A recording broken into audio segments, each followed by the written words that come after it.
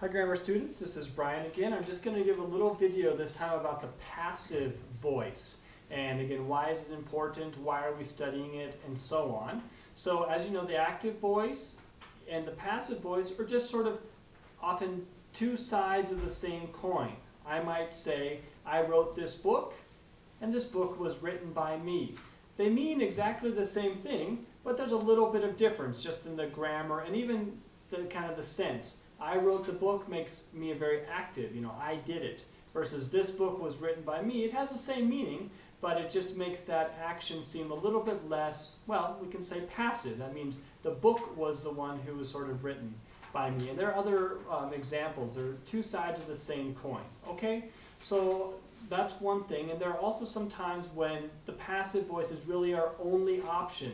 When we don't know who did things, for example, or when we want to talk about a belief, or how everybody considers things to be, or where certain things are located. There are some places where the passive voice is the only thing we can use because we don't know who did it. Okay, so let's talk briefly about why the passive voice is important and what are some of the things that, that students have to struggle with.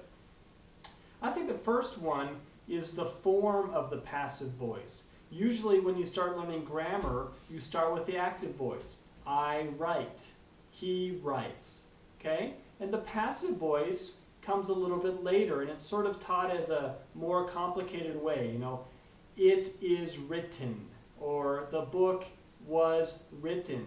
So it has a few more things. It's not just one word, it's a composite. We have the auxiliary verb be, or has been, or will be, and then the past participle, written or wrote. And again, that past participle sometimes is one of the last things that you really start to memorize, and it can be a little bit confusing. What's the past participle of put?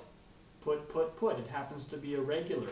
And versus there are other verbs that are regular, like, there are a lot of ones like, write, written, and so on. There's many of them that are quite regular with the just the ed or the en ending. So the point I want to make here is that just getting the form right of the passive can be a little confusing. Sometimes I have students say to me, I have being a student, or it was writing, and those all, it just isn't right. The book was writing by somebody. It's just not the right form. And so even though you have an idea, you have the part of it there, you're not getting the whole thing. So we have to focus first on getting the form of the passive down with the auxiliary verb for the tense and the past participle, okay? So that's the first thing. And then the second thing is, when do we use the passive voice? That's another thing we're going to be talking about. Sometimes we use it when we don't want to talk about who the actor is, or maybe we don't know who the actor is, and that's a good time. Sometimes, like I said, we use it to express opinions. It is believed by many people, or it is considered. When there's like consensus around something, we'll use that. Sometimes we use it when we talk about just the place something is. It is located. Can be used to what we call a stative passive, just to talk about the way things are.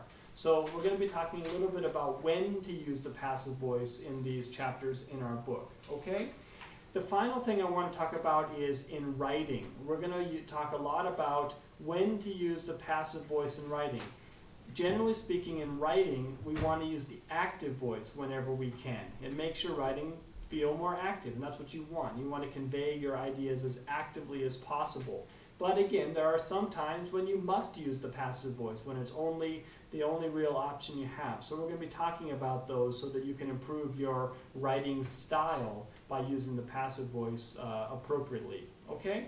So that's the main overview to the passive voice. We got to focus on getting the form right, and then we got to focus on when to use it. And our exercises in the book are going to help us get there.